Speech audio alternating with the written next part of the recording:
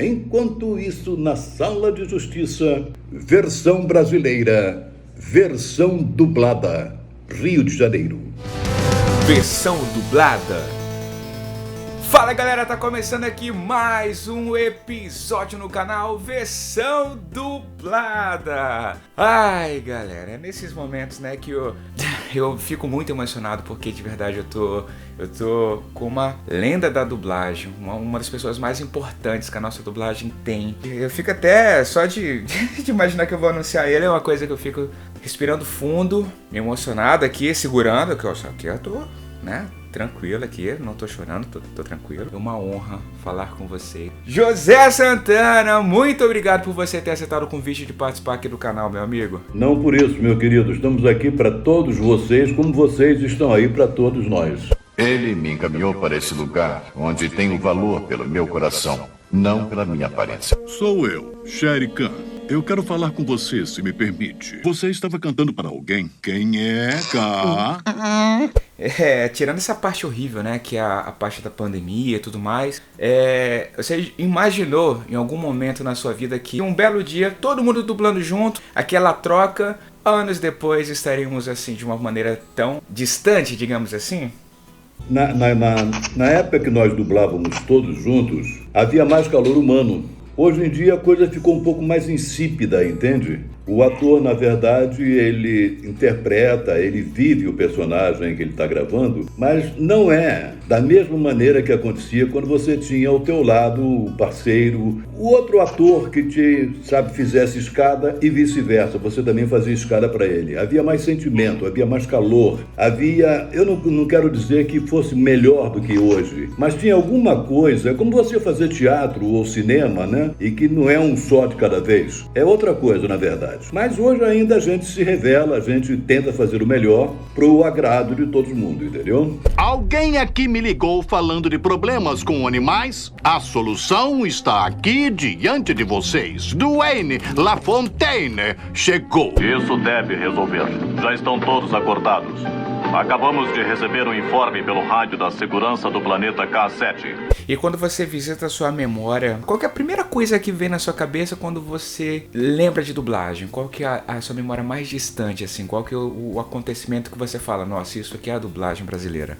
Olha, por incrível que pareça, a minha primeira lembrança desde quando eu comecei na dublagem é de quando eu, na verdade, comecei a gravar. E, logicamente, né, muito temeroso, apesar de ser um profissional de rádio durante muito tempo, já trabalhava na Rádio Nacional da época, né? Na época que a Rádio Nacional era, entre aspas, a Globo de hoje com relação às novelas, e outras emissoras grandes, Tupi, Tamoio, Mairig Veiga, etc. Mas a dublagem, para mim, era uma coisa muito nova. E quando comecei numa empresa que era no Museu de Arte Moderna aqui no Rio de Janeiro, que tinha o nome de Tecnissom. E os primeiros trabalhos que eu comecei a fazer foi a apresentação do Planeta dos Macacos, para você ver há quanto tempo tem isso. Numa distribuição Fox Filmes do Brasil, de volta ao Planeta dos Macacos. E também fazia muito a narração da Disney. Mas, na verdade, o que me faz lembrar dos meus princípios, né, profissionais na dublagem foi na Herbert Richards, por uma coisa que me persegue, posso falar realmente assim, até hoje, a Liga da Justiça. Enquanto isso, na Sala de Justiça, essa é a minha primeira lembrança de tudo. Enquanto isso, na Sala de Justiça. As locuções e as narrações, elas te acompanharam também durante muito tempo, né? Foram muitos trabalhos que você fez como essas aberturas, né? Você lembra de todos ali? Não me lembro de todos. Na verdade, olha, são 43 anos de dublagem, né? Então a cabecinha do velho não tá mais como a sua, por exemplo, que tá fresquinha, né? Várias vertentes, né? A cultura pop, com muitos desenhos ali da DC, Super Amigos, Superman, tem esse lado mais geek, né? Mais da cultura pop, os desenhos, né? A corrida espacial, tem muita coisa ali que faz parte, né? Da vivência de muita gente. Muita coisa que fizemos naquela época estão sendo refeitos hoje, né? Reapresentados, inclusive, e que nos traz uma doce lembrança. Mas na época, além da Liga da Justiça, eu fazia a corrida espacial, mas fazíamos muita coisa, Power Ranger.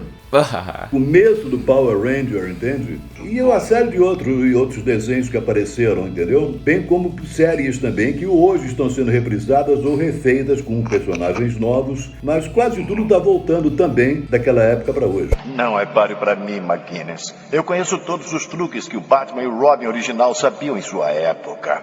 De todos esses personagens que você fez, você consegue colocar ali, sei lá, uns 3 ou que te marcaram? Um que eu fiz, que marcou, né, foi o Chuck Norris no Walker Texas Rangers e outros longas-metragens que ele fez também. Lance Henriksen, ele fez uma série também na época chamada Millennium, uma série muito boa. E a partir daí, Delroy Lindo. Olha, rapaz, eu fiz um monte de atores, cada um na sua época, cada um numa apresentação diferente, mas eu realmente, nome deles é difícil lembrar. Ouvi outro boato, que você foi mordido por uma cobra naja. Fui. Mas depois de 5 dias agonizando de dor, a cobra morreu.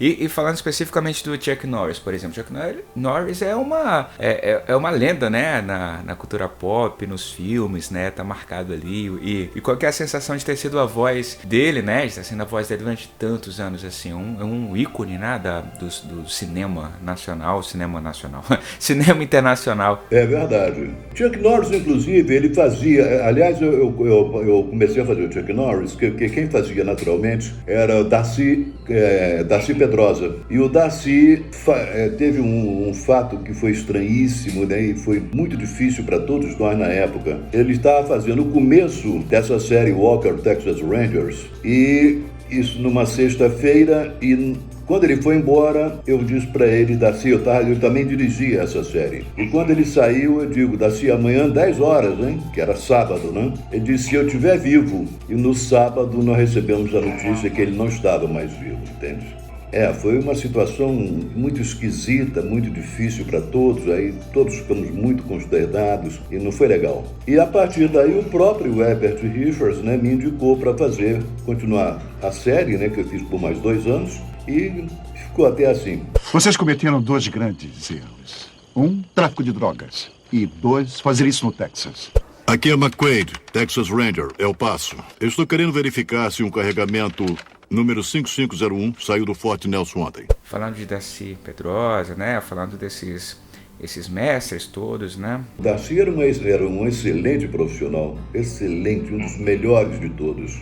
Uma época de ouro, né? Uma época de troca, né? Uma época de aprendizado, do olhar, né? Trabalhar com esses grandes mestres. E hoje, né? Você ser um grande mestre também. Você consegue destacar, assim, profissionais que você se orgulha muito de ter trabalhado junto, trabalhando junto até hoje também. O Valdir Santana, por exemplo, foi um deles? O Valdir Santana, na verdade, era meu irmãozinho, né? Porque nós tivemos várias fases muito interessantes na vida, então a turma aqui dizia o seguinte, que quando tiver os 2 juntos, sai de perto deles.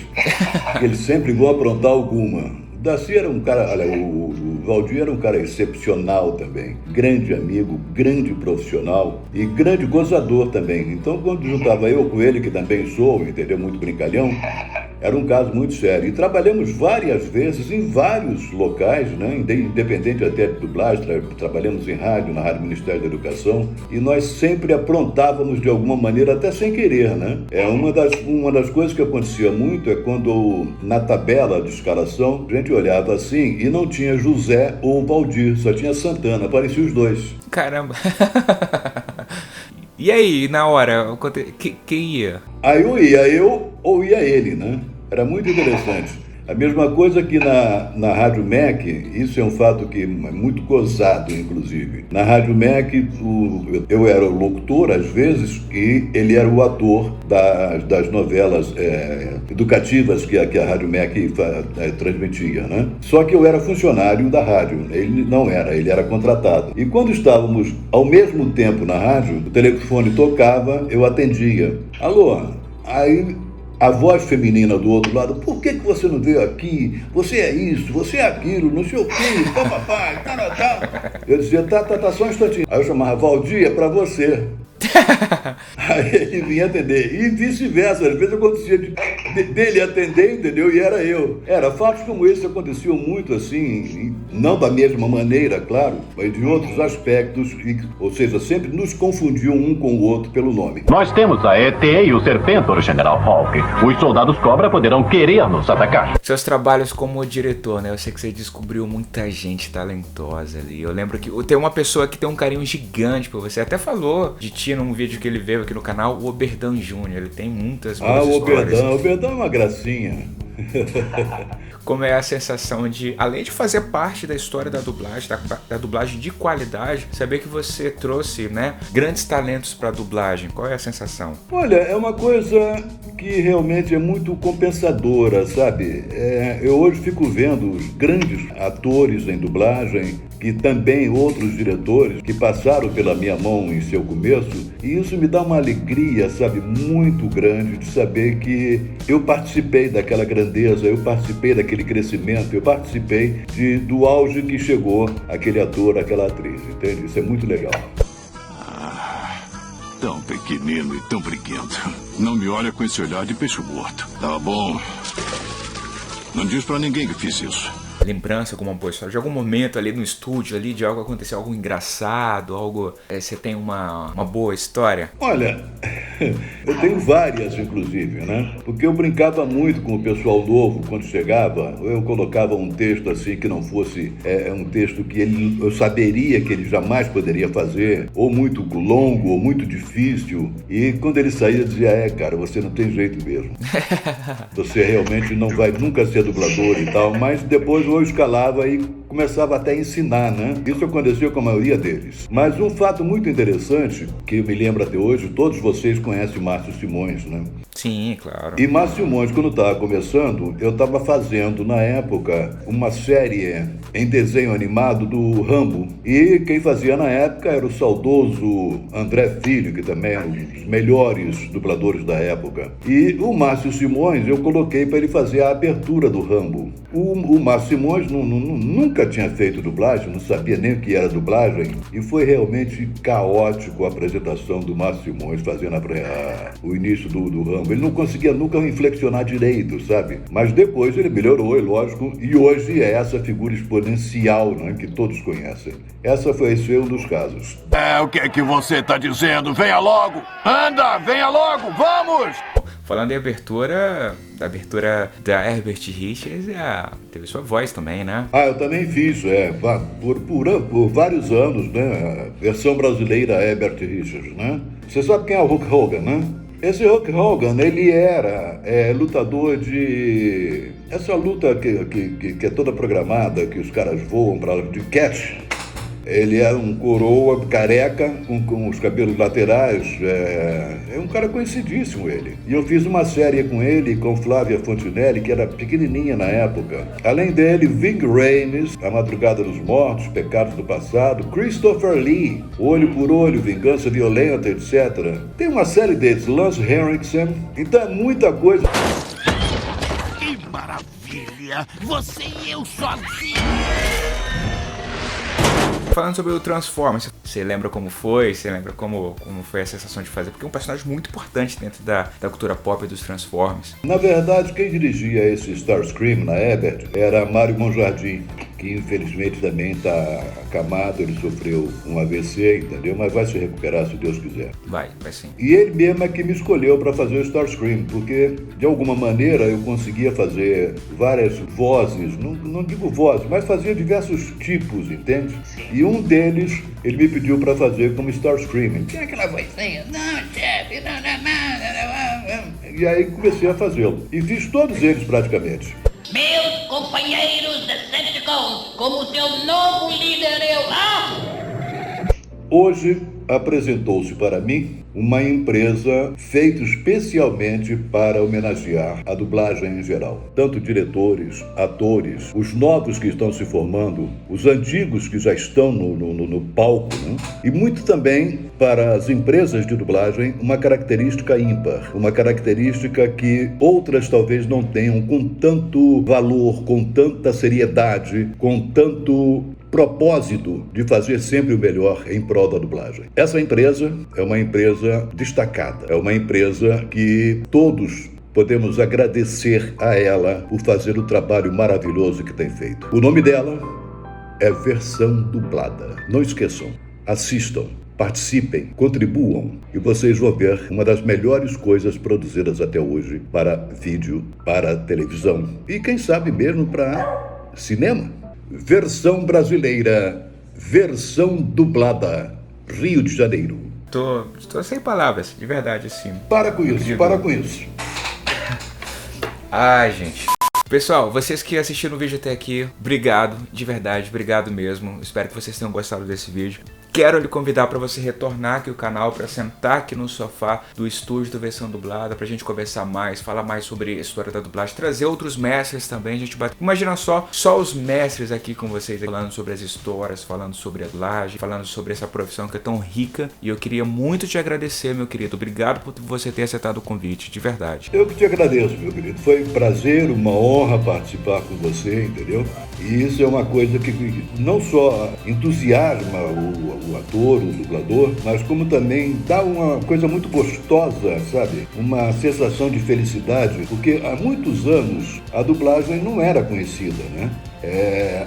O espectador em geral, ele achava que o ator americano, alemão ou de qualquer nacionalidade falando português, ele falava português, não sabia nem que havia dublador. Nós sempre fomos os anônimos, né? Nunca ninguém prestou tanta atenção ou alguma atenção na gente naquela época. E vocês é que trouxeram isso à tona. Então hoje o dublador se sente recompensado, reconhecido. Então eu que agradeço a vocês por tudo. Muito obrigado do fundo do coração.